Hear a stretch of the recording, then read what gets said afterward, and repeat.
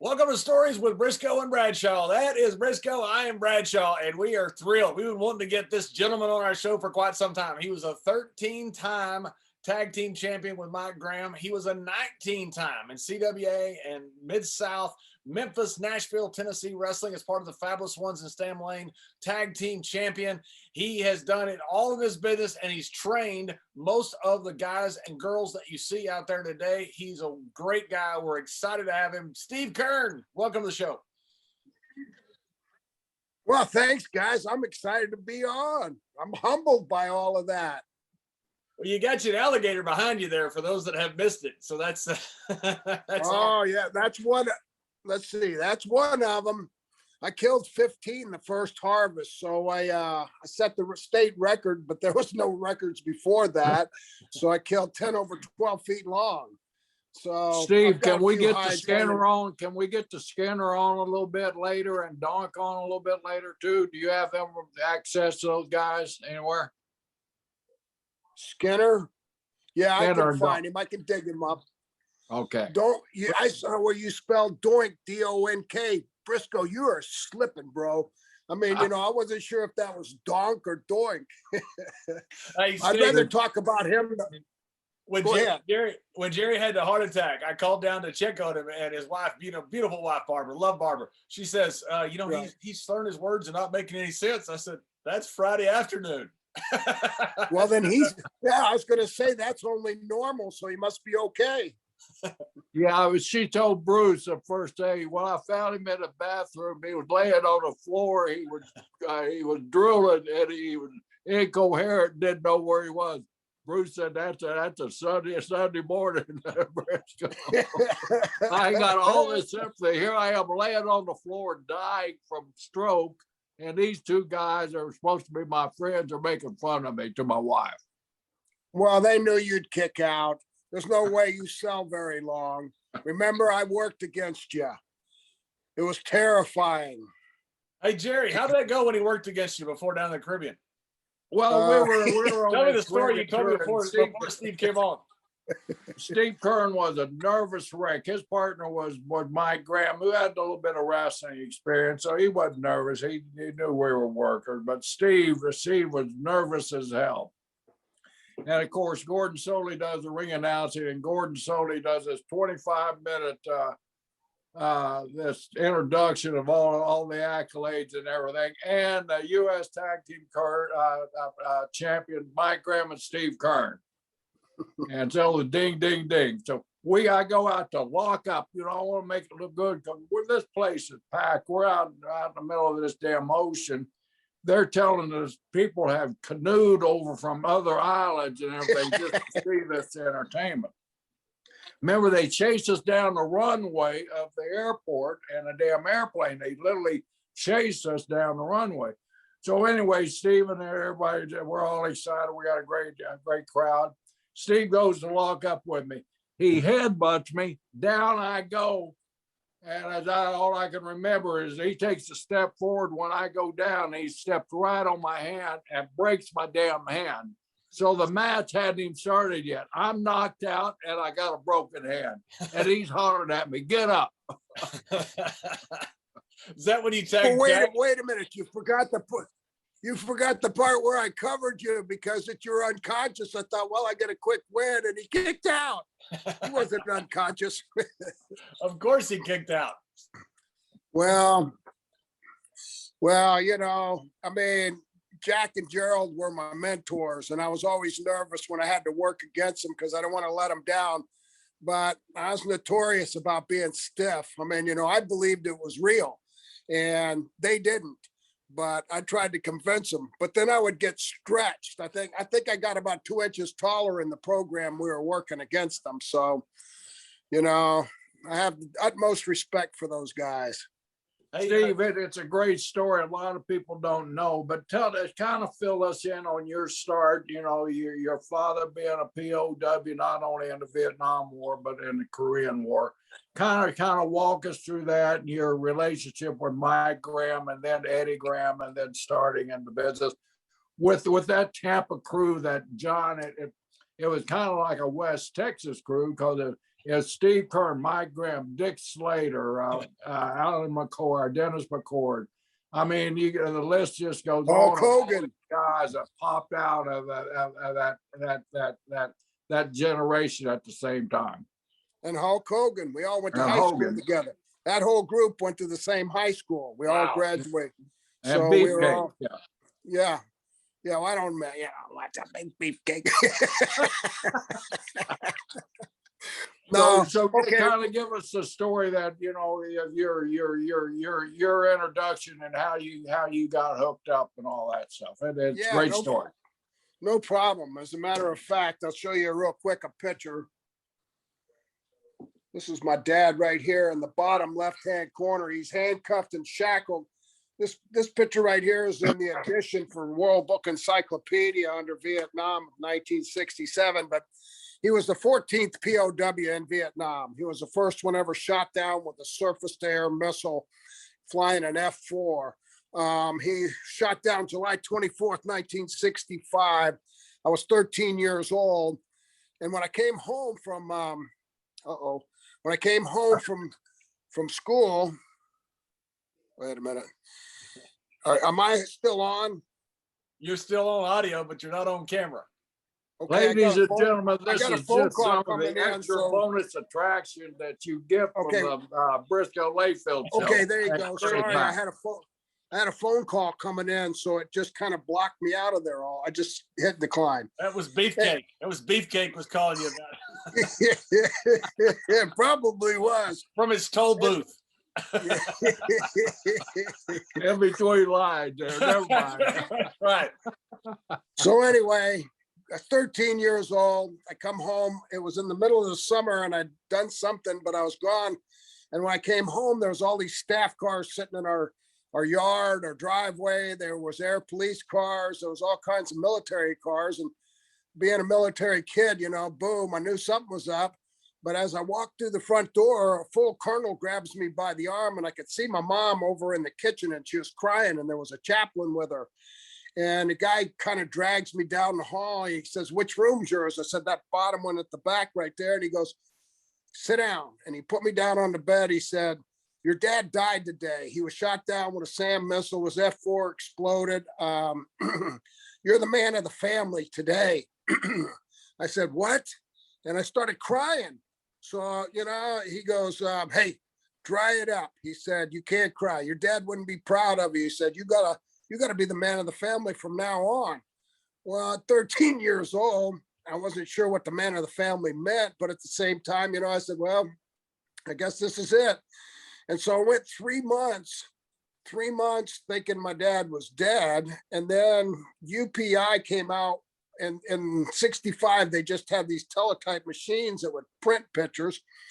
And the Red Cross had picked up a picture of my dad being escorted through the streets of Hanoi, and he was handcuffed and shackled.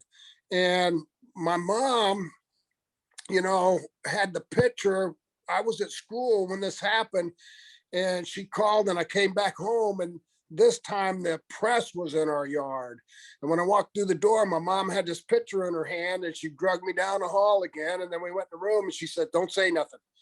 Don't say nothing. Look at this picture. Your dad's alive. Your dad's alive." And now, I wasn't the smartest 13-year-old kid, not the smartest 69-year-old man now, but I'm going, like, it really puzzled me. I'm going, wait a minute. I thought he died. I thought they confirmed he died.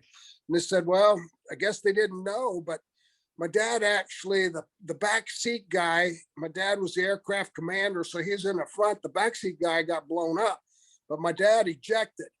Anyway, they didn't bring him to Hanoi right away. They paraded him around in villages all around Hanoi, and they'd stake him out, and they'd rev up the people saying this is those war criminals that are dropping bombs, and they let him spit on him and beat on him, and did it for like 3 months before they brought him to Hanoi. So then when they brought the picture in, because he was the 14th POW, the United States didn't really know how to handle security-wise the families, and so my mom had been in the Navy, so she was military, and so we didn't say anything. My mom had already called the base by the time I got home, and when I walked into the living room, all of a sudden the door flew open again. Now all these air police came in and the CIA came in and they ripped all the cameras away from them, took all of their recording equipment, and told the media to leave it.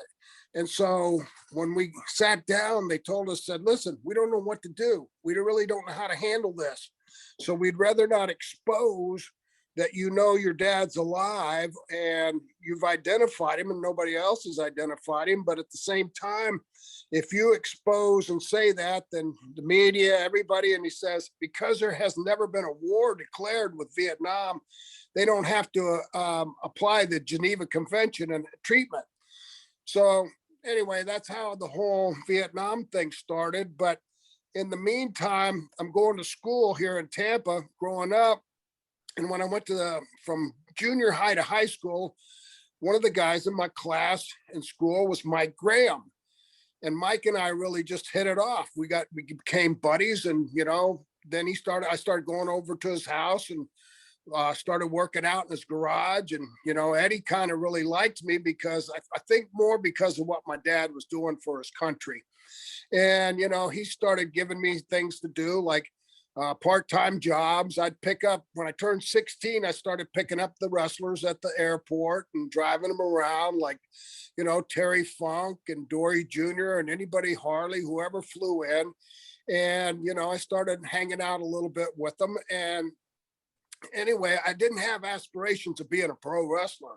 I mean, I'd been a fan all my life, but I started driving them around and I couldn't figure it out. I said, man, they look awful beat up. I mean, I'd see Eddie with his head all gigged up, and I'd see him he would take and rub a towel until he'd get a mat burn on his face or whatever. But I'm going, man, I don't know about the wrestling. So I kind of wasn't headed toward wrestling, but Eddie kept giving me things to do. He took me hunting, he took me fishing. He kind of substitute dad me for a long time there.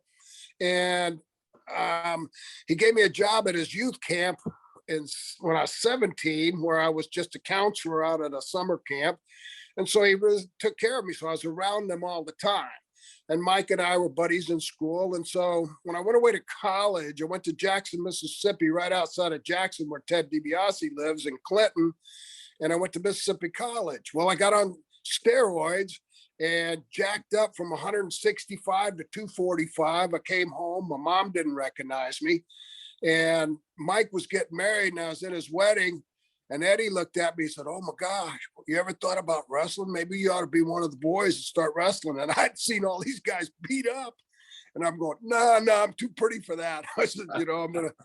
So anyway, I wasn't doing well in college because I didn't realize you need prerequisites. That word wasn't in my vocabulary. I said, when I went to college, I said, well, what makes the most money? And somebody told me the doctor, a lawyer, or an Indian chief. Well, I knew Brisco had the Indian chief covered. So I said, well, I want to be a doctor then. And all the courses I took, when I walked in, I was so confused and I didn't have any background. So I just kind of dropped out and ended up in business administration. So I kind of lost interest. And then when I came back home, I went to Eddie and I said, I'm really interested. I think I'd like to try wrestling. Well, it was on then. I mean, I would go to the Sportatorium, and Hiro Matsuda was one of the main guys that was helping train. And I went through torture for 6 months. I got beat up every day. And I mean, not punched in the face, beat up. I mean, just stretched. We didn't have tap out then. We had, I quit, I give up. And I used that a lot. And I'd come home and my mom would see me and she'd go, wow, what are all those marks on your face and your body? And I said, I'm learning to wrestle. And she goes, well, I thought that was fake. I said, so did I. But what I'm learning is not what I'm watching on TV. So anyway, that's how I really broke into the business. And after 6 months of just sticking with it and not quitting, and believe me, I wanted to quit so many times, but I was so confused in my life being, without a dad, that I just said, I can't quit. I'm too embarrassed to quit. And then all of a sudden started working. I learned a handful of moves and went to work doing 15, 20-minute Broadways with guys old enough to be my grandpa that led me through it. started teaching me right there in the ring. I learned by experience. I'm sorry that was long, but I tried to tell you the whole Oh, story. Steve, that was one of the great things about Florida. Eddie had, he had such a mix. He had the old timers down to teach guys like me and you, and even Jack. When Jack came down, that's when Jack was, booked with all those old timers, Pedro Godoys and Juan Sebastians. But those guys, Eddie had them here for a reason. They were such wonderful teachers. It was the same thing in Dallas, John, when you started with Bronco and all those guys out there, Lubitsch and all the guys they had out there. Those old timers kind of knew how to share the knowledge, and those old timers that were there, they knew the reason they were there. I mean, they would get a little upset sometimes with a guy like me or you, and try to push the limit, just to show us that it's not all, puffy face there. And they would get on you, and they would put their weight on you and stretch you a little bit, right? Oh, absolutely. And they were always saying the same thing to me. Slow down, slow down. I heard that. Sit still. Or this was one of the favorite lines from them. Sell this, kid. I mean, so, but at the same time, when I got old, I got it. I understood. They didn't want to be bounced around and bumped around by a green guy. And in those days, the traditional thing for being green was about a 5-year run. That you were always considered green for your first 5 years, even though you wrestled like 8 or 9 times a week, constantly. By the time you'd wrestle 5 years, you got 2,000 matches, whatever. And so, but I used that green thing for 15, 20 years. When somebody'd say, man, what's wrong? You're stiff. I said, man, I'm still green. He said, you've been working 15 years. I said, well, I'm still trying to use the green deal. When I was in Dallas, I was working with Black Bart. I just got started, and I got Skandor Akbar as my manager. And so Bart is telling me, he goes, you're tatering me, you greenhorn piece of shit, you're tatering me. And I didn't know what he was saying. I didn't know what tater was. And so finally he waffles me, hits me about as hard as he can with a club right across the forehead. He goes, that's a receipt. And I took a bump and I rolled out to Ack. I said, Ack, I don't know what he's talking about. I said, what's a receipt? He goes, that means he loves it, kid. He wants you to give him a receipt back. I said, oh, okay. So I rolled back in. Oh my God. Yeah, there was a lot of parts about learning to be a wrestler in those days that were left out. You had to learn it by experience, and you had to fail forward a lot just to get the idea of what was going on. And you never knew who was telling you the truth or who was bullshitting you. So I would let it go in one ear, and if I didn't buy it, I'd let it come out the other ear. And one of those statements was, save your money, kid. And I'm going, wait a minute, I'm only making $40 a night. I'm driving like 2,500 miles a week. I don't know what kind of money you're talking about saving and where, so anyway, but it was well worth it. I mean, to me, as a guy that taught, I kind of singled people out, and it all fell under the simple word of passion. If I felt that they had a passion for what they were doing, they were going to learn. Eventually, they're going to learn, whether it was with us or experience in the ring. But when they were just kind of like seeing what is going on, like they'd been a pro football player or an elephant jockey or something like that before, now they want to be a wrestler. It's kind of the handwriting was on the wall to me. But anyway, and back then, it was definitely a passion. Once you were hooked, especially me, once I was hooked, it didn't matter what I made. I was going to wrestle the rest of my life, or halfway through it anyway. So Steve, during all this time you were getting started, and Eddie was kind of filling in as your surrogate father for a lot of reasons. People have such a patriotism to the fact that your dad was a war hero over there, stuck by the Vietnamese in some prison. I'm sorry, Jerry just clicked out on me, and I'm sitting there distracted. So the story of your dad, to me, is so interesting. I remember being in WWE and you talking about it, and the book that was written about it, and trying to get him the Congressional Medal of Honor. How often did you hear back from your dad per year? And that time you finally got to see him, I read somewhere that you'd done an interview that you carried him off the tarmac because he was 125 pounds at the time. Yeah, for sure. Well, first of all, to answer the question, how often did we see him or hear of him? We got a total of 7 letters in 7.5 years, and they weren't one a year. It just kind of came sporadic. And one of the things, John, is we had to go to the mailbox, and if we saw a letter coming from my dad, that are you guys still with me? My I'm with screen you. went black. Jerry's having problems. He always has problems. He's from Oklahoma. Okay. Okay. Well, I don't want to talk if I'm off the air totally. So No. anyway, You're on air. Jerry's not, but okay. that's good for the show. One of the rules we had with getting mail from my dad was when we saw a letter in the mailbox from him, we weren't allowed to just reach in and grab it. We'd have to actually put our hands in and kind of hold it by the edges of the letter and kind of balance it in there, or else put gloves on and get it out. And then they would come, the military people would come and open the letter themselves at our house. And they would, go over it and over it, take it with them, whatever. But they would make sure my dad's fingerprints were on it. They would make sure that what my dad was saying in the letter was decoded, because some of them didn't make any sense. But my dad was actually releasing names of other POWs by a code that they were tapping through the walls with their little tin cups, and they were telling who was in there, because the Vietnamese people weren't releasing all the names of all the POWs. So they were trying to communicate through these letters that we got. Now, because my dad was one of the oldest and had been a prisoner in Germany and 2-time POW, he was always kind of featured on any video that they would send, like they were pretending to decorate Christmas tree at Christmas time, or they were opening up packages that had been sent by family members to get supplies and stuff. And it was all propaganda. He never got any of that. And he really didn't decorate any Christmas trees. It was just a setup.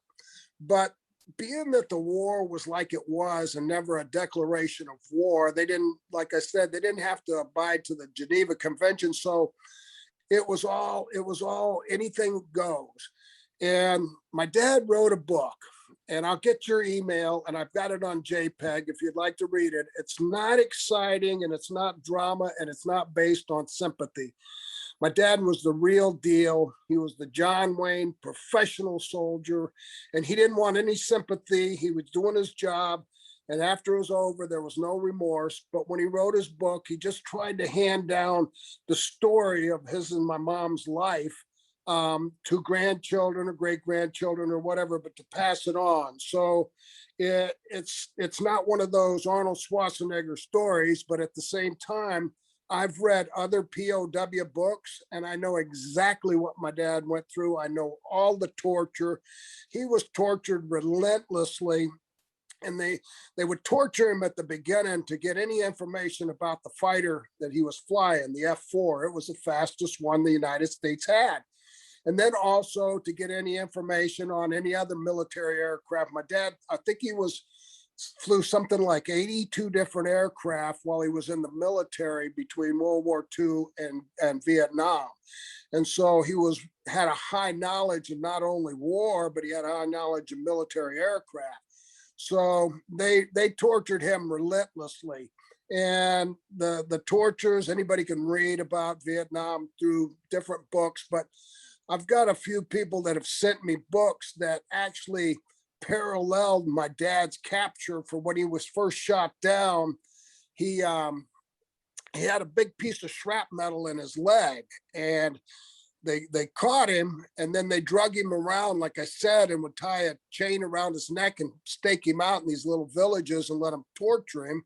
And then they finally brought him to Vietnam. He was like a trophy. And so then they brought him into Hanoi. But once he got there, it got worse, because solitary confinement was their main thing, and a psychological torture. He had a light bulb in his room. He slept on a concrete block bed with no pillows, no nothing. He could only sit on the edge of his bed until he was brought out into the yard to do a few exercises, then went back in. And then he would sit on his edge of his bed the rest of the day. If he moved, they would come in and they'd beat him with a bamboo pole with a, what is that, fan wheel? What is that rubber thing, that belt, a fan belt tied to the end of the rubber pole. And then, everything was regimented. He had no windows or anything. And my dad has credit for creating the tapping on the wall because he didn't use Morse code. He knew they'd be smart enough to understand Morse code or they'd figure it out. But my dad created a code that he was an unbelievable mathematician, and he created this code that they used for the rest of the war. And so he would tap on the wall, morning, God bless, and simple things, but not enough to grab attention, because anytime they thought you were communicating at the very beginning, they would take you out and torture you. And they had a place called the quiz room where they would take you in there and torture you relentlessly. And I mean, my dad was smart enough to know that don't tap out and give in right away. Show that you have the heart and the guts to stand it, because they wouldn't respect you unless you did. So he would take the torture till he couldn't take it anymore. And then finally he would just, whatever you want to ask, he'd ask, but he'd just give him lies. I mean, he just lied to him. In 1967, that picture I showed you where he's being marched through the streets of Hanoi, they were going to execute him. My dad was the first one in line, handcuffed and shackled to another guy. And they took him to a baseball field, and they were going to publicly execute all the POWs. They declared them war criminals. Well, the president at the time made a national address: if they shoot the first American prisoner of war, that we will declare full-scale nuclear war on Vietnam. So they did a big about face and took him back through while the people started rioting. And my dad said they stripped him down naked, ripping at his clothes and everything, till they finally got him back. But when they got back to the prison camp, Hanoi Hilton, they took my dad and several other POWs and they tied him to trees, and they spread eagled my dad. They tied his feet spread apart. They tied his arms spread apart, and they left him there for 48 hours in the elements, the mosquitoes, whatever. And they constantly walk by and kick him in the groin and beat on him. And so the other POWs could see through the slit in the door, see what he was going through, and the other POWs that were out there with him going through that. So he's a pretty big deal so far as in the POW world, so And the I time mean, it was a terrible time for him, but you would have never known it. He was such a good guy. When he came home, of course, there was a big gap. I saw him the last time at 13 years old. Now I'm 21. And I was the man of the family at that point. I wasn't sure if I was a good man, but at the same time, I'd taken care of my mother and my sister and, tried to do the best I can. And then when he landed in Maxwell Air Force Base, Montgomery, Alabama, because that was the nearest hospital for POWs when he came home. And when they came to get us with staff cars, we were in some guest quarters, and they come to my mom and said, okay, only the wives. And they said to my mom, says, nobody else, just you. We're going to drive you out there. We're going to get your husband, put him in the car, and we'll bring him right straight back. And I looked at the guy, and says, well, that ain't happening that way. And he looked at me and he says, what do you mean? I said, I'm going to be in the damn car. And he goes, no, you're not. No, you're not. No family members. I go, you ain't going to stop me. If you don't let me get in the car, I'm going to walk over to the runway, and I'm going to be right there on the runway, and I'm going to blow through the security, and I'm going to be there with my dad. When he left, I was on the runway. When he comes home, I'm going to be on that runway. And so the colonel looks at my mom, and I remember him saying, have you got any control over him? And my mom just shook her head and said, he's a man. He's going to do what he wants to do. And I agree with him. So anyway, my sister stayed there, but I got in the front seat. Now this colonel's briefing me the whole way, said, okay, here's the deal. We don't want any confusion. We don't want any chaos. When your dad gets off the plane, because he's a commander, he's going to say a couple words, and then he's going to come to the car. I want you to get out, and I want you to open the door. That's it. I said, okay, no problem. When my dad got off the plane, he got down and he couldn't say anything because there were so many POWs left over there that he just said, Old Glory's the most beautiful of them all. And I bolted. I took off running. I ran up to the plane. I scooped him up, bear hugged him, and started running with him. And I was crying. I couldn't even talk to him. I was, it was like I was paralyzed, but at the same time I had him. And my dad, I can remember him saying in my ear, "Son, it's you, right?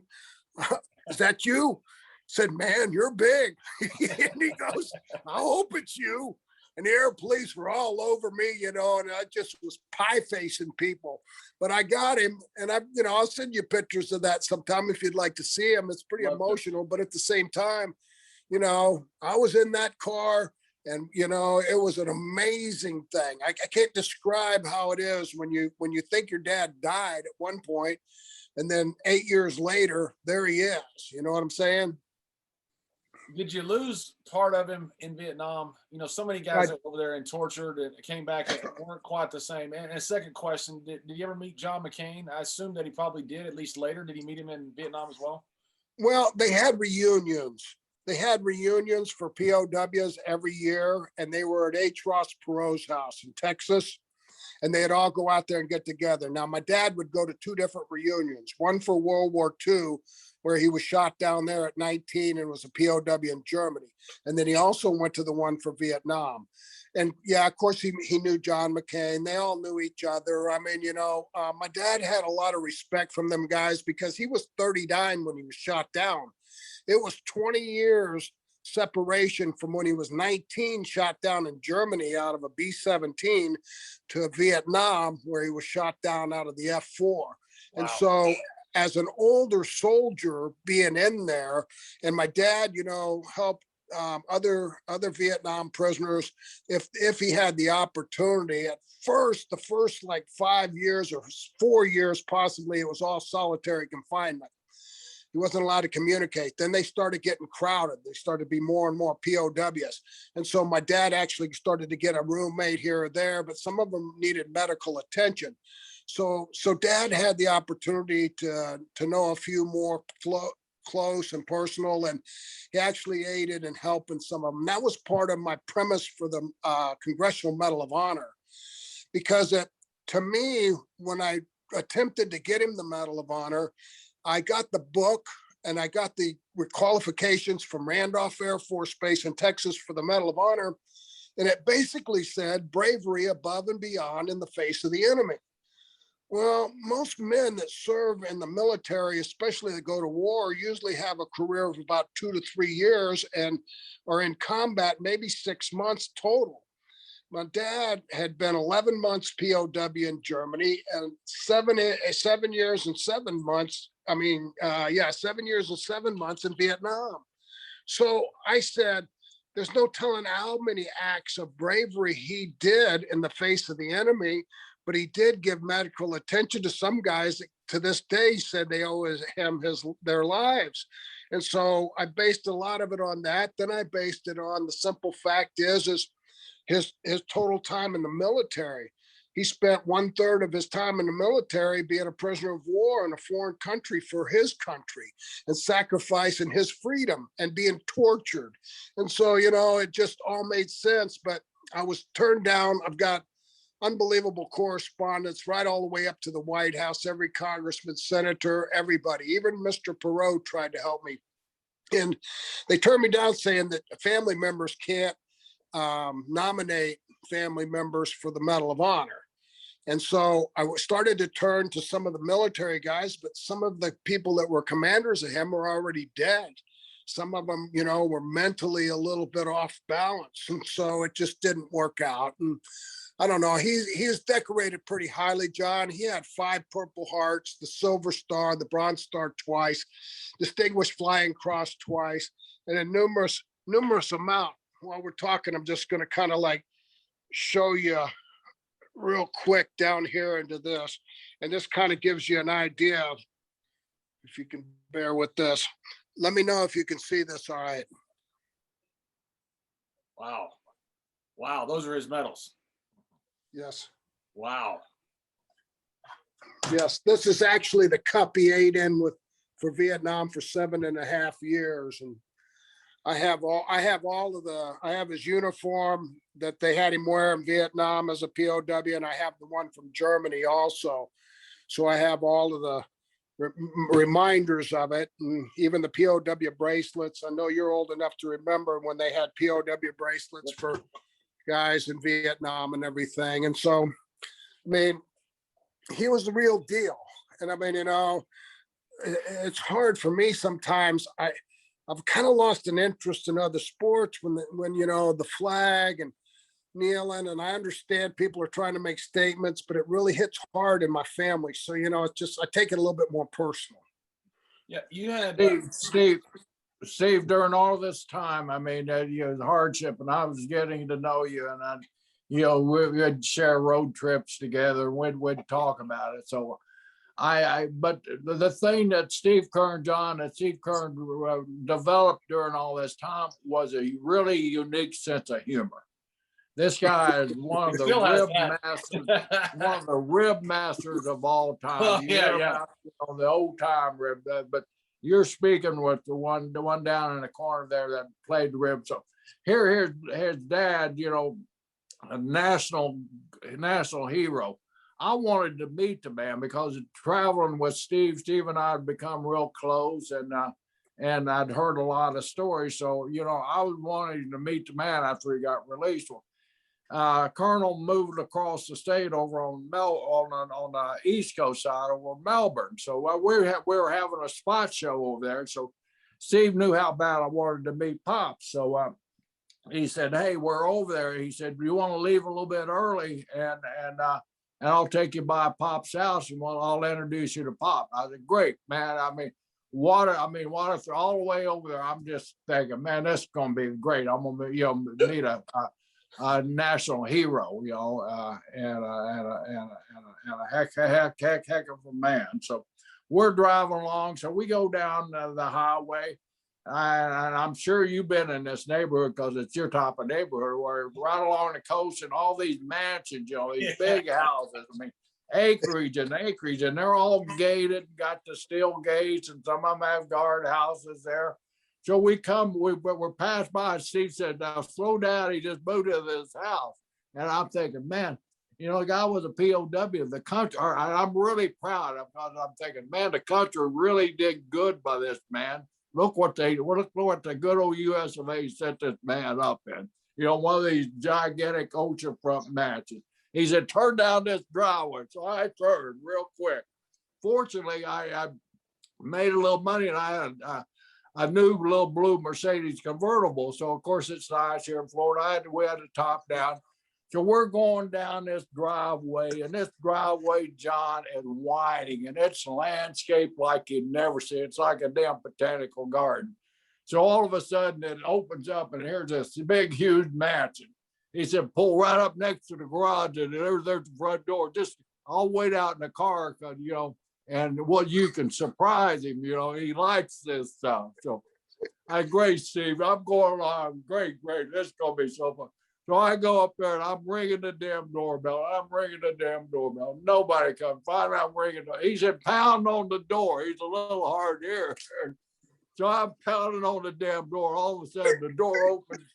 Here's this real distinguished. I said, "Colonel?" He said, "Colonel?" He said, "I'm Mr. So-and-so." I said, "You're not Colonel Kern?" "No Kerns live here, boy." "I think you got the wrong place." I look around and Steve at the car. Steve's there. He's dying laughing. He takes me to the wrong damn house. It's not his dad. He pulled the damn door. I get back in the car. "What did you mean?" I said, "Screw you, Kern." Boy, he was when I started in Dallas, we had a bit of a deal relationship with Tennessee. So we got to, a lot of the guys out of Memphis, not Nashville, Memphis, worked with the Sportatorium. So right. In '93, I'd never met Steve Kern, but I became his biggest fan. Now, wait, I got to explain. I love Jerry Lawler. He's a good friend of mine. But all we heard at the Sportatorium was Jerry Lawler just got his crown shit in at the Royal Rumble. And I said, "You're kidding me." I said, "Who did it?" They go, "Steve Kern's up there." I got away with that. For about 3 years, because it was me and Kurt Hennig were trying to come up with something to do in the dressing room with that damn crown. And we couldn't come up. We got a padlock and put it on there. And then we're looking at it and goes, that's not good enough. That's an old joke, right? So of all people, I turned to Mr. Fuji and I said, what should we do? What should we do? And he goes, crap in the clown, crap in the crown, crap in the crown. I don't just crap spontaneously, you know what I'm saying? So we tried, and for some reason, all of a sudden, mud come out of me. I guess it was a blessing or whatever, but I got away with it. Everybody thought it was Kurt for years, and it was Kurt Hennig. Then Bobby Heenan wrote his second book, and in his second book, he exposed me. You. Yeah, I flipped out. I said, Bobby. He goes, well, I didn't know nobody knew. I said, well, everybody knows now. Boy, it's relentless. But you know what? I really enjoyed ribs. I didn't mind them being pulled on me because once you pull a rib on somebody, you better get ready for your receipt. But my best, well, not with Gerald. Gerald was more the scuba diving ribs I pulled on him. I turned his hair off at 30 feet. I come down behind him. Going around, John, I'm bragging. You know, all these guys, they're taking their scuba diving lessons. You know, hey, I already got my card. As Ben Medusa talked, you know, I made my first card, my first dive over in, where'd you go, Kern? You don't want to hear it. Over on the Great Barrier Reef. So I was an experienced diver, and I made sure all these rookies knew about it. With Joe LeDuc, Steve Kern, my brother Jack, Manny Fernandez. I mean, I can't remember who all. About a dozen of them. All decide they're going to. I'm certified. I'm certified. I can hear him now. Got certified in Oklahoma. They're making their first open water dive. Well, I'm big. I'm certified. I got my card here.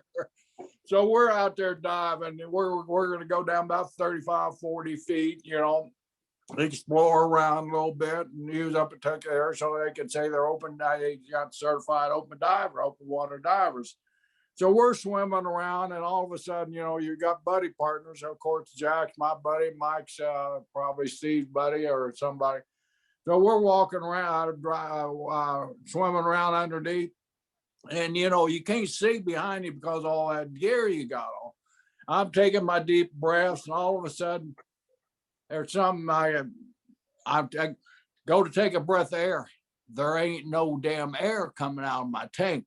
I take another one. Now we're 35, 40, 50 foot deep down in the damn bottom of the Gulf of Mexico, man. And I'm taking another one, and I start panicking now. You know, I mean, that's one thing when you're diving, you're trained not to ever panic. But you know, I got no air, and I'm 40 foot below the damn surface. I'm panicking. And then not only did I do this, I feel this body jump on top of me. And through the mumbling, I could hear 2 points, 2 points, 2 points. Not only turned my damn air off, but he jumped on top of me and he scored the damn 2 points and he let me go. And I'm swimming like crazy. I'm stripping off everything. I get to the top, man. I'm breathing that fresh air. Man, as soon as he, Kurt, I'm going to kill you. Hey, he was on the bottom, John. He was swimming along down there. He'd been bragging all day. Well, I grew up as a kid. I started diving when I was like 13, 14 years old. But Gerald's got the card. He's the expert. I just came right down on top of him. It says so on my card, man. I come on his blind spot from behind, and you know, the valve on your tank is right on the top and the back. And I just slowly turned his air off as we were going along the bottom there till it shut off totally. And then I got my 2 points. And when he turned around and looked at me, his eyes were so big. He was like he was in a panic mode. And he's looking at me. He's looking at my mouthpiece. He's going, nothing. And I go, well, go up. Get out of here. And so he raced to the top. But it was funny. Funny to me, not to him. There's nothing like a rib where somebody could actually die. Yeah. Hey, let me tell you my best the best of all, and I did a million of them. Today's my favorite day, April Fool's Day. I April Fooled so many people. None of my friends answered the phone, and I thought this was a rib, but I even told Gerald this morning, hey, nice rib, April Fool's Day. Anyway, the best was Kurt Hennig, because he was a great ribber. Yeah. And he came to Memphis for the very first time, and that's back when there was no security at the airport. You could go out to the air side. I got with the Memphis cops because I had friends on the police talking to them in the back. They were like the favorite people to talk to for me were the cops in the back behind the dressing rooms because they tell you all the cop stories way before Cops Show came out. And I got together with them and I got a warrant for the arrest of Kurt Hennig. And we filled it out at the police station for statutory rape on a 17-year-old girl, and her dad was swearing out the warrant. And so anyway, then I picked out the biggest cop. He was a big fat redneck cop that had a real attitude. He went out to the gate, and I'm hiding behind the pole in the airport watching. Kurt comes off the airplane. He's looking around, and the cop walks up to him, and Kurt thought he was a fan. He goes, "Are you Kurt Hennig?" And he goes, "Yes, sir." And he stuck out his hand to shake his hand. He said, "I don't want to shake your damn hand. You're under arrest." And Kurt looks at him and goes, "What?" He said, "You're under arrest." And he goes, "What do you mean I'm under arrest?" He says, "I've never even been to Memphis."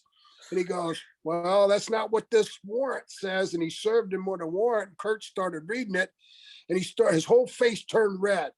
And when he did, he said, "I didn't do this." And he goes, "Boy, I had never arrested a guy that said he was guilty." He said, "I'm going to give you a choice. You can either walk out of here handcuffed with me like a man, or I'll handcuff you and drag your phony wrestling ass all the way through this Memphis airport." Kurt freaked out, right? He was like looking around, and I kept hiding. Anyway, he put him in the back of the police car. I ran out, got in my car, and followed him. He drove him like halfway to downtown. And what happened was Kurt was in the back, and I could see Kurt putting his hands up at the back of the cage, telling a story. And anyway, the cop said he was having a hard time from laughing, but Kurt was saying, "I got a wife and 3 kids. I got a wife and 4 kids. And he goes, "Well, make up your mind. You got 3 kids and 4 kids. And Kurt was so nervous. He said, "This isn't right. This isn't right." He says, "Well, maybe if you call the dad, that's who swore out the warrant. Maybe it's a mistaken identification." So he stopped at a 7-Eleven. I pulled right up beside him. And when the cop get him out of the back of the police car, he's still handcuffed, and he's saying, "Okay, you can use that payphone right there and call the dad and discuss this with him. And, I'll listen to it, but I still got to go book you." Anyway, so Kurt goes, "Well, can I borrow a quarter?" And I rolled down the window of my car, and I look up at him, right? And he doesn't even realize it's me. And I go, "Hey, where you going?" And he looked down at me and goes, "Oh man, the shit's on. The shit's on. This guy's got an arrest warrant for me." And I got out of the car and I said, "Let me see it." So I took the warrant. I still have the warrant. I can send you a picture of that too. But I took the warrant and I started reading it. Let's see, statutory rape, having sex with an underage minor, father reports, blah, blah, blah. I said, "Oh, here's the judge part. Here's where I signed it." When I said that, Kurt looked at me. He looked at the cop. The cop busted out laughing. And then he started chasing me around that 7-Eleven. We probably made 3 or 4 laps before he just broke down laughing. But anyway, he was always trying to figure out a way to top what I had done to him. And he just kept saying to me, he says, "Sooner or later, I'm going to figure out a good one. I'm going to figure out a good one and get you." But I had more guys arrested because if that's the best rib, who's going to argue with a cop? Steve, tell John about that rib that you and I were talking about, the show, with a Phantom show over Jacksonville that you on April Fool's Day. You and I were discussing. I told John just a little bit about it. Okay. Well, it was April Fool's Day. It was on a Sunday.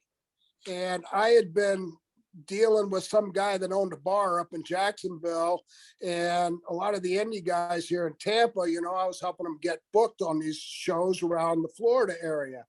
And so the guy at the bar had been, giving us all about $200, and some of the other guys $100, whatever.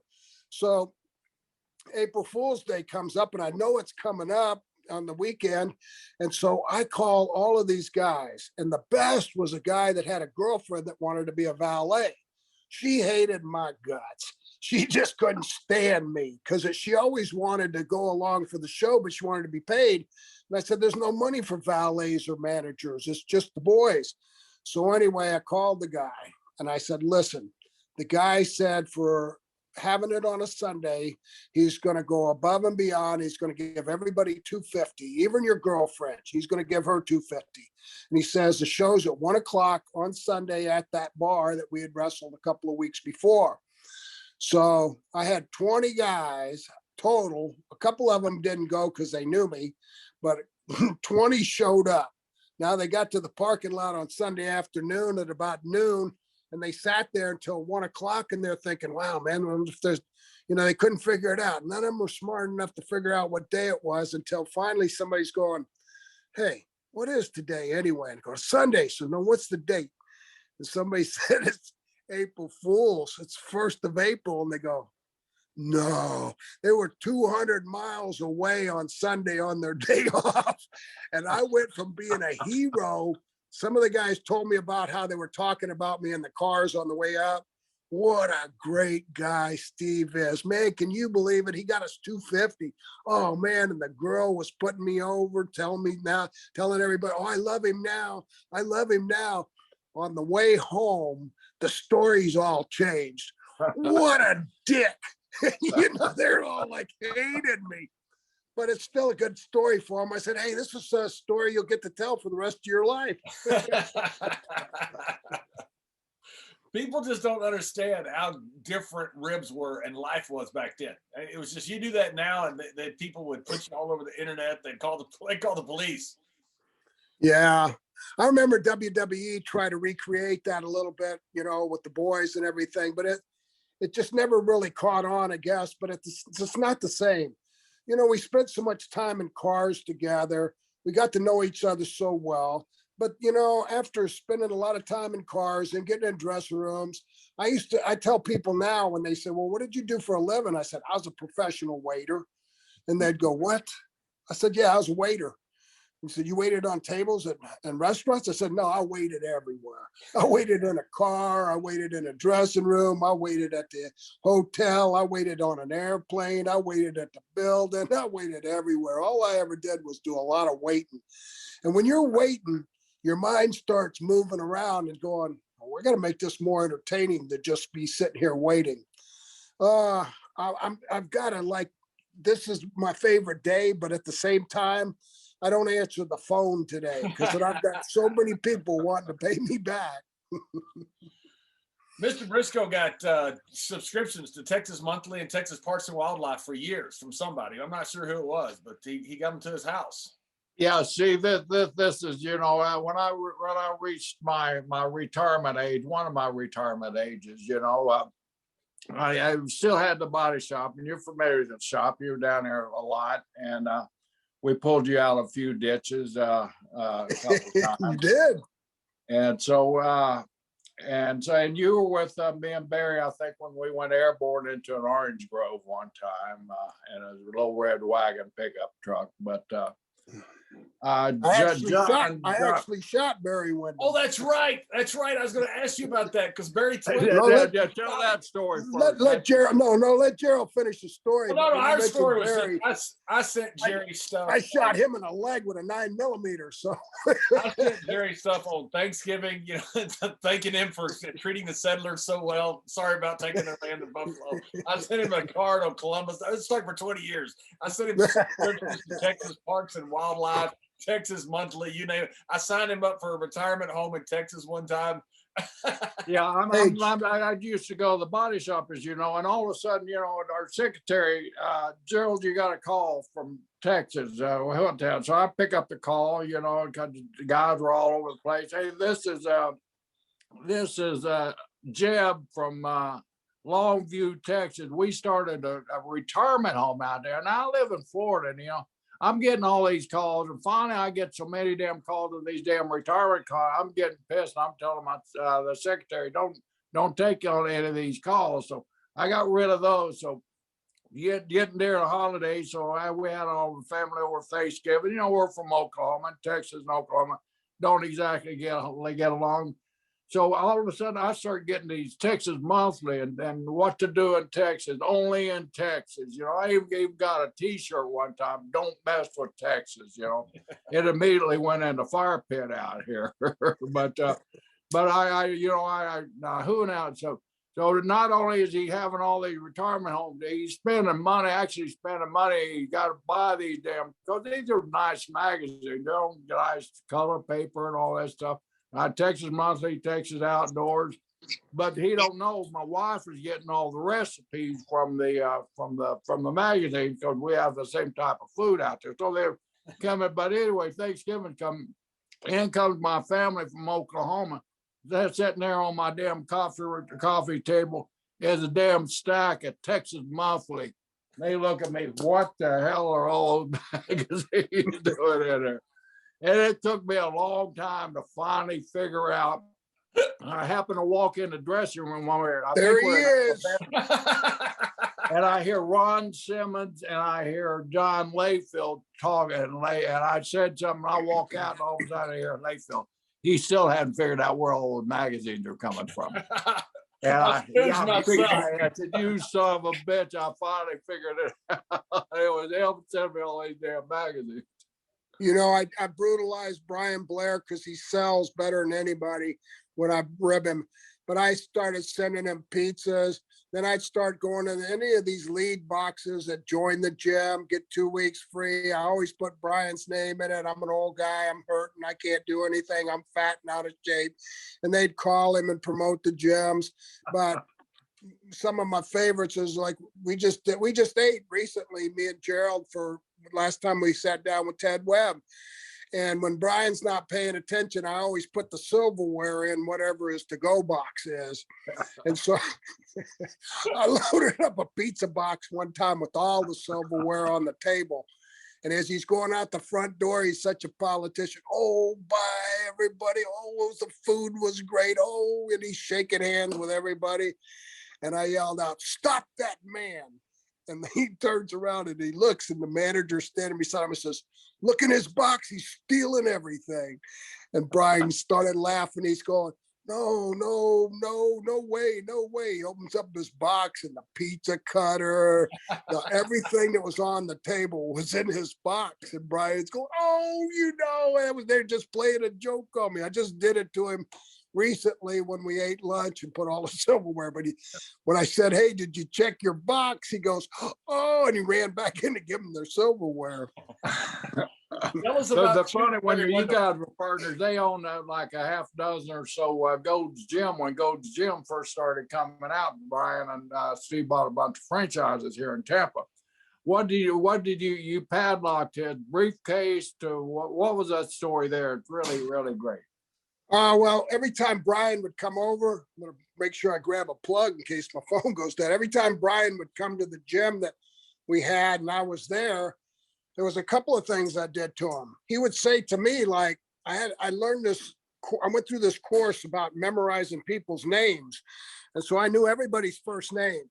And Brian would look at me and say, who's that guy over there working out? And I said, that's Bob. And he'd go over to him and go, oh, Bob, you look so good. Gold's Gym's so good for you. You're really taking care of yourself. And you're looking so good. I bet your wife's happy. And the guy said, my name's not Bob.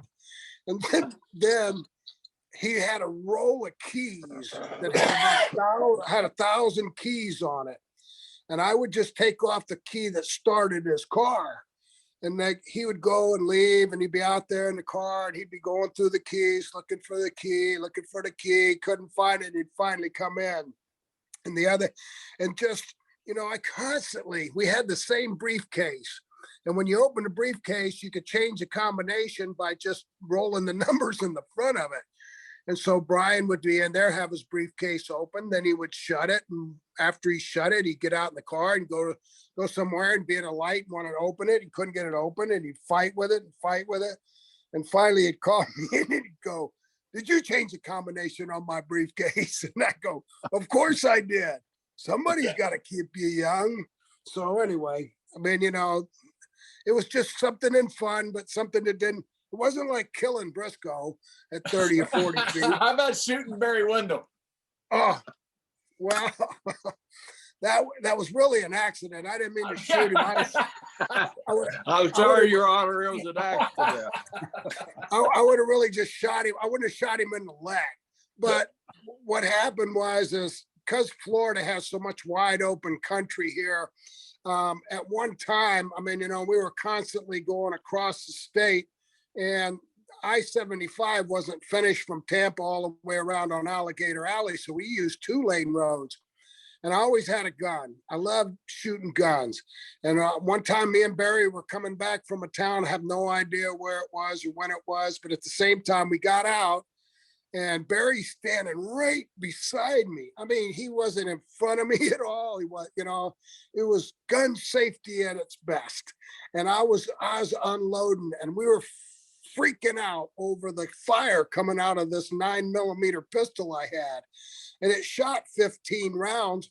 And so I'm shooting a sign, a highway sign, right? So I'm bam, bam, bam, bam, bam. I'm going, that's awesome. Bam, bam, bam, bam, bam, bam. And then all of a sudden I see Barry rolling down in the ditch. And I look over to my right, and he's done rolled out of sight.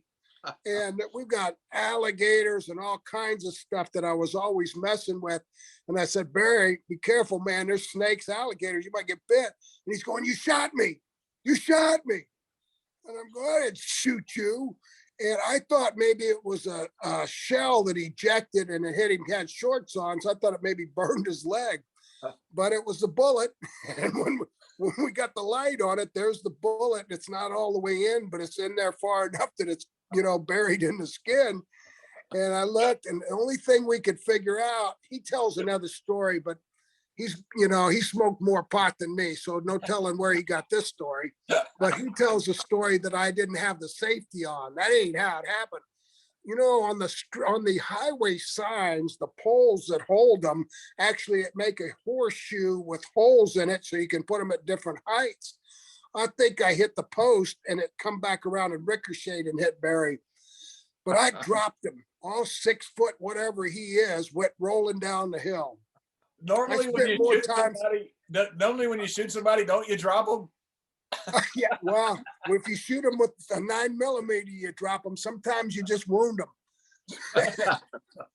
But I happened, Haku, I just did a virtual signing with him. And one of the ribs I pulled on him years ago when he first came to the United States, how did I know he was going to grow up to be the toughest guy in the wrestling business, right? He was only about 195 pounds, just totally freaked out Samoan. And he's like in the dressing room at West Palm. And I was notorious for catching stuff on the way to the towns, snakes, alligators, anything I could run down that crossed the road, I'd chase off and bring it. Watermelons. Yeah, now that's another story. That was a rib on me there too. But I ran down an armadillo on the side of the road and stuck it in my bag. And when I got in the dressing room, Tonga had just come to the United States, and he had one of them old gym bags that zipped across the top. And so I took that armadillo and I jammed it down in his bag. Well, I was dying. I couldn't wait for him to open his bag. I was almost going to say, hey, get something out of your bag for me. But he finally got to it. He was sitting there, and as he unzipped it, just the head popped out. Looked like a giant rat with big ears. And he freaked totally out in West Palm, and he ran towards a door that said pull, and he just blew it off the wall because he tried to go through it, and he fought and fought and fought. And then he tore down the little area there for the bathroom toilets and stuff, and he was trying to get out of that dressing room, and here come the armadillo out finally. And it got loose, and it chased him 2 laps in the dressing room, which was phenomenal. If I'd have been able to film that, I'd probably have retired a long time ago. But he opened the door, ran out into the Coliseum, the arena part, and that armadillo ran right out after him. But he forgave me, thank God. But he always tells the story to everybody about, every time I'd go to the dressing room, I'd wait for Steve Kern to come because I'd want to see what he caught. But I wanted to make sure he didn't put it in my bag. He said, I saw him catch snakes. I saw him catch alligators. He caught an armadillo and stuck it in my bag. But hey, the reaction you get from stuff like that, that's a shock, is tremendous. You know, We were so lucky. Armadillos We were have so lucky. Armadillos If can we'd have have had lips. phones, if we'd have had phones with cameras on them, I'd be a millionaire by now. Yeah, our dad. I'm probably dead. We were so lucky, Steve, that we had Haku down here when he was 17 years old. And he didn't really, John, at that time, have that meanness streak in him. You know, he was still a kid and everything was so new to him and bright. And he was like a sponge taking it all in.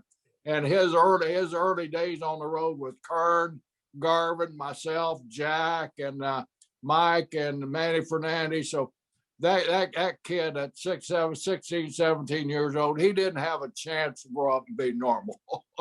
You mentioned Jimmy Garvin. I remember he had a Corvette, and we were cutting across from Lake Wales to Yeehaw Junction, and a huge black snake run across the road, and it was kind of just sitting still.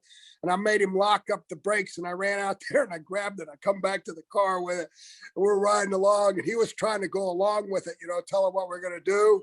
And he's saying, oh man, this is going to be great. This is going to be great. And I laid it on his dash and I held onto the head, and it just he said, nah, don't mess with it. And then I said, you know what? This would make a great hat band. I said, what size is your head? And I wrapped the snake around his head. We were doing 80 miles an hour, and he ran off the damn road, almost killed both of us. We went down through some palmettos, come back up. He was screaming and yelling. I go, well, I didn't know I was going to get that kind of reaction. I'd have done that before, but I saved it for Humperdinck because I knew he was afraid of snakes. And when we got to the town, I walked in with it, and we had a petition between us, and I pulled the petition back, and Hump was sitting in a chair, and I lobbed it on him.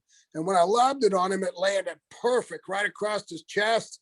And he looks at me with this really funny face, and he goes, I'm not afraid of rubber snakes. And about that time, that snake started moving, and he flipped totally out. I felt bad after it happened because he got his foot tangled in the damn folding chair and tore up his shin. But I got over it because it was funny. when DX invaded WCW, the one order they had was, if they send out Haku, just leave. Just leave. That was the only thing they were worried about, was if Haku for some reason comes out, guys, just forget it. We'll do it. Yeah, but he's really such a good person. I mean, I would hate. I love Haku. Yeah. Hey, you know who I just saw too was Ron. I saw Ron Simmons up in Charlotte. Me and Stan did a autograph virtual thing, and Ron was there. So I actually spent a little time. I didn't really rib Ron. Ron was already big and bad when I met him. Oh, Lord. I was smart enough that I said, I got to get a little bit more rapport with him before I do something to this guy. I played the part of Butch Reed. If somebody wanted to rib the APA, they're going to rib me. They weren't going to rib Ron. No one ribbed Ron. They'd rib me, and they'd rib Butch, but they wouldn't rib Ron. I was actually part of helping train when Ron was breaking in with Luger and a guy named Dewey Forte. And so I went down and got to work out with him right when he was getting started. I mean, couldn't stand working out with Luger because he was so stiff, but Ron was, he was perfect. He was doing good. The other guy, Dewey Forte, never made it, but he was funny. I mean, they had him in a battle royal in Lakeland, and he came to the show, and he didn't show up, and he wasn't there. He wasn't there. And finally somebody said, hey, I just saw Dewey Forte. He says, where is he? He says, he's sitting in the audience. He bought a ticket and come through the front door and had his bag, and he was sitting in the audience with his bag in his lap. So they had to go get him out of the audience, and he came in, and somebody during the battle royal said it's time to go home, and he just went over to the door, climbed out, and left, and went home. John, one time in Lakeland, Florida, we're having this battle royal. It's a pole battle royal, and the winner of the battle royal gets to the top of the gets a contract with the NWA World Champion. I think it was Harley at the time. But Mike and Steve are the last. Mike and Steve, and I think me and maybe Jack. Anyway, Steve comes up with this bright eyed. Mike's supposed to go over. The promoter's boss, of course, his son is going over. and you got to climb up this pole to get the contract. So before the battle royal started, Steve got this jar of Vaseline. He said, let's Vaseline the pole. So we said, of course, Jack and I go along with it. So we put the Vaseline on the pole, and they take the pole out and they lock it up to the ring post there, and it's sticking about 10 foot in the air. So when you get up on even on the top turnbuckle, you still got to shimmy your way up the damn pole a little bit, about 10 foot to get the damn contract. So Mike had cleared everybody out. So he's climbing up. He grabs hold of that pole, and he gets up, he comes a couple. All of a sudden, he gets where that oil is, and he just, of course, just slides down. The audience, what the hell? So Mike threw it again. Mike's a strong guy, and he got these forearms like Popeye. Brother, when he come out, his arm was, he finally was so frustrated, he was going to stop doing it. There goes a world title match. And Jack and I were looking at each other. Well, Eddie's going to fire us. He's going to chew us out. He's going to shoot us. So because it's his son out there. So we get Steve, and we all run out. We put Mike on our shoulders so he could run out. He could jump up and grab the damn contract. We get in the back court. The first one Mike blames is Steve. And Jack and I were sitting there, and Steve threw Jack and I under the bus, and it wasn't me. Look at my hands. Look at those Indian hands over there. Of course, we're covered in Vaseline and everything. But that's just some of the little things that this guy here used to just break the monotony in the dressing room. It was so much fun. Some of the best times ever. Hey, Steve, I was going to ask you about Stan Lane, 19 championships, first music like MTV, the first sexy guys, first hardcore matches with Boondog and the Sheepherders. But this was awesome. And I know you're busy, so thank you for coming on and joining us. What a Are you guys trying to get rid of me now? No, we're not. Your dog barking. Ask him about the Stan Lane, because that's a great story. Yeah. What about Stan? Yeah, go ahead. No. What do you want? What are you asking? You were the first guys really to have music. It was kind of like as far as a package. You had the Freebirds playing music for interests, as far as a package, and it came off pretty much. It seemed like off of MTV and Jerry Jarrett's idea, and then you guys just got incredible. Hot. What it was the early '80s, and MTV had just come out, and they were doing all these things to videos and music videos and stuff. And I don't know if it was Jerry's idea, Jerry Jarrett or who, but he said, well, we ought to do some of these. And so we did one I think the first one we did was to Billy Squier, Everybody Wants You. And it got over so well because wrestling up until that time had been the same old thing. You go into a territory, you're trying to get over, they usually put you with enhancement people, and you'd mow through a few people week after week, and then you'd start climbing a ladder. It was all the same kind of, repetition of getting guys over. Then all of a sudden, when we came up with this, Stan and I really didn't even show up for about 3 weeks until those videos had played. And it was just the perfect timing for something like that.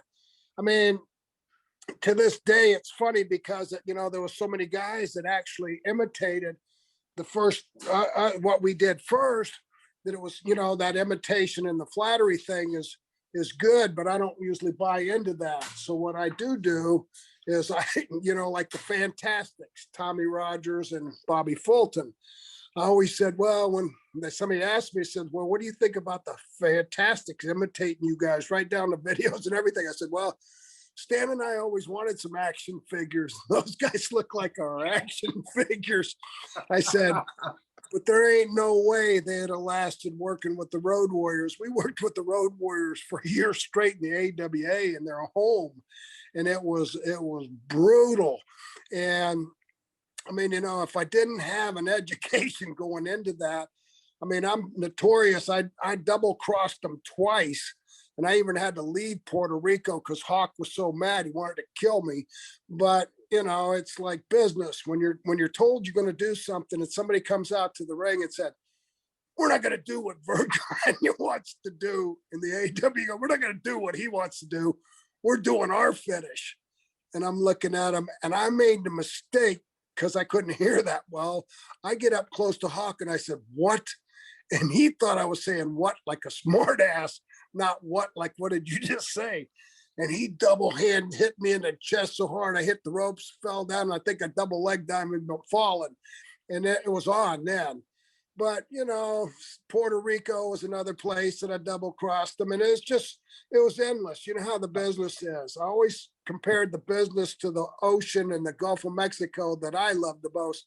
And I said, when I first started, I was a minnow in a sea of sharks. By the time I'd been in it a while, I was a hammerhead shark, brother. And I was just chewing up minnows. So, I know you guys got so many guests and so many other celebrity wrestlers. You're it, man. You're it. Huh? You're it. You're it. No. I'm just a drop in the bucket. Sometime I'd like to talk to you when you guys got more time, and let's talk about, teaching too, because even though I worked 30 years, and if you go to Wikipedia, they got all these titles that I held that I'm going, man, I don't even remember holding all these. But at the same time, I said, some of the guys that I taught, and my first student was Tracy Smothers.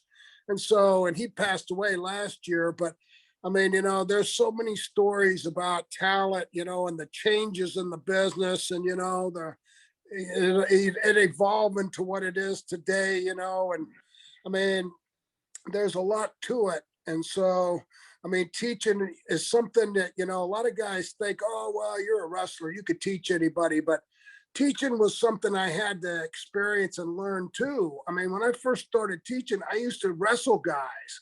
I'd get in the ring and wrestle. I'll teach you. I'll show you how to do this. But the most misused phrase in professional wrestling is, I'm sorry. And I heard that a million times because that's all you can say when you hurt somebody else. But it was students. I got hurt more by teaching at the beginning of teaching than I did by the guys I was working with. And I think that there should be somebody teaching people that teach. You can be the greatest worker in the world and feel like you're in your own backyard when you step in the ring. But how do you show it to somebody else from the beginning? I mean, to retard yourself all the way back to when you first started.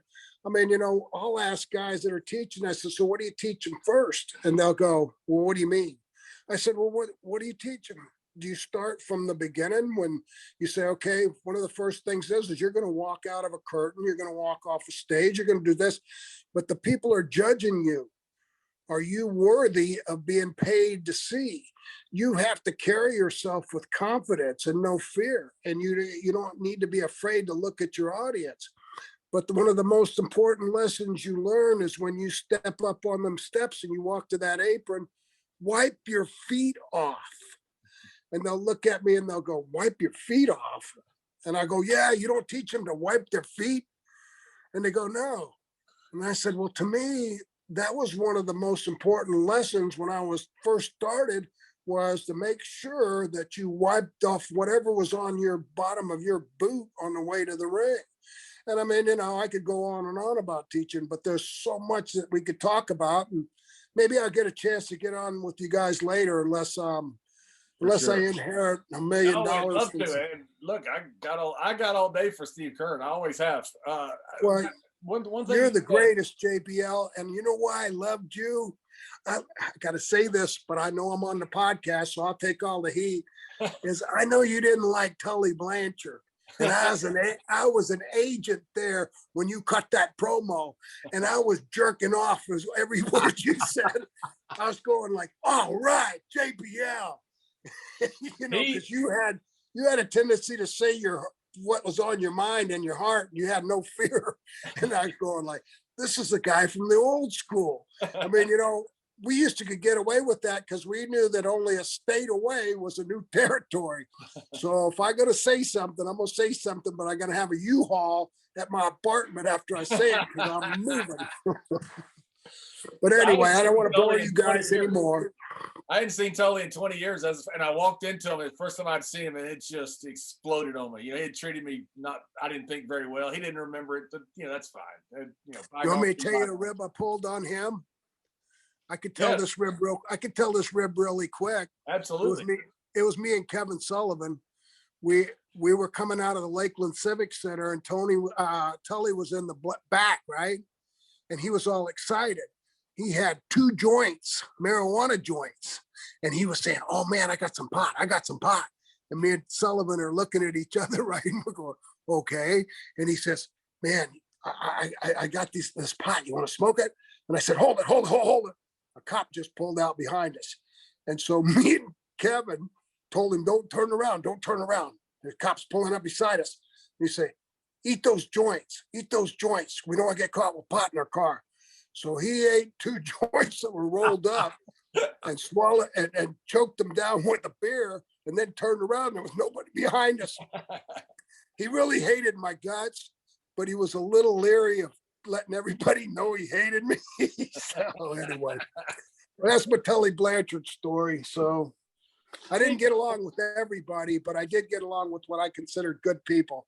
And I know I'm talking to 2 of the best, and that's not just because I'm on your podcast. It's just, I love you guys to death. I mean, you know, Randy Savage and I were real close, and he used to say it like this. He said, we're unconditional friends for life. No matter when you see each other, how much absence there's been in between it, you pick up from the same place and you tell old stories and you laugh and have a good time. And that's all it's about. So good luck with your podcast. Hey, thank you for coming on, Stan. I'd love to have you on again. Talk to us some more. I love your thoughts about the modern day wrestling of emotion versus movement. I've heard you discuss that on several different podcasts. I mean, it's really, you got a great mind for the business. And I wish you were still out there sharing, because you trained so many of today's stars. Well, I'm burnt out though, John. I burn out a little bit because people don't see both sides like I do. I trained so many people and went through so many people, but they see and hear about the success stories, but they don't hear about the other stories. And, you know, being in my position, I had a lot of 2nd generation wrestlers, including Wes, Gerald's son. And one of the deals I made with WWE is I don't hire and I don't fire. And so I didn't want to have that responsibility. But for all the success stories, I saw a lot of talent that could have been utilized. And for some reason they were cut, and there was never an explanation to me. And when I used to get phone calls after they were cut, and it was young people that had passion to do it and they were lost, where do I go from here? And they were turning to me because I tried to be more of a father figure. I wasn't one of those grab your face mask, jerk your head around football coaches. I was one of those guys that was compassionate. I believe in respecting anybody that walks over that threshold and has the balls to say, I want to do this, because we're all the same. And, you know, I learned a lot, but at the same time, it broke my heart. And, you know, even like with Gerald, I mean, you know, we were both puzzled because I just put the Florida tag team title on Wes, and, you know, was really trying to push him because he was really good. He had that passion. And so, you know, there's other ones. I mean, Dakota Darso, Barry Darso's son, never even got an opportunity. I mean, you know, Ricky Steamboat's kid, they just didn't get it into him for some reason. But, you know, that was the part that broke my heart. Now, I think I should be teaching trainers personally, because when I go to NXT, I see them teach and it's like all movement, no emotion. This is not wrestling. Wrestling is not a memorization of every move you're going to do. Because I say, if you wrestle in Tampa, it's not the same as wrestling in New York. It's not the same as wrestling in Japan. You have to adjust. And Gerald and Jack both taught me a valuable lesson. Watch the matches before you. See what the people are buying. See what's emotionally moving them in the audience, and go out there and do that. And don't repeat the moves. I must have screamed in FCW 1,000 times at intermission. I'd walk into the talent and I'd say, why does nobody know how to do anything but grab an arm or a reverse chin lock? I've just watched 5 matches and it's the exact same moves. You need to watch what you're doing. So anyway, but I could go on and on, but I won't. I promise. I didn't want to bore you guys. So no. Thank you. I'm honored. I'm humbled, and I love you both. God bless you. Happy Easter. And JBL, I know you like to hunt. I mean, you like to fish on Christmas Day and things. So it's Easter Sunday. If you want to go alligator hunting with me, come on down and we'll go out. We'll go out and kill an alligator. And he won't throw you off the boat. Yeah. And if you And if you want to go scuba diving or spearfishing, I'm in. Go Just do keep it. your eye on me. I'll go fishing with Mickey Henson. I'm pretty safe with him. Well, he loves you. I wish you'd get him on the show. He loves you. He's a great guy. He just did his cancer treatment. He comes here to Tampa every 2 months, and we went fishing here while he was here, as a matter of fact. You come out fishing at my house one day with Mickey, remember? Yeah, but Gerald won't let us eat the fish. I wear a T-shirt that says "Fillet and Release." I eat what I catch, so I don't. Anyway, thank you guys so much.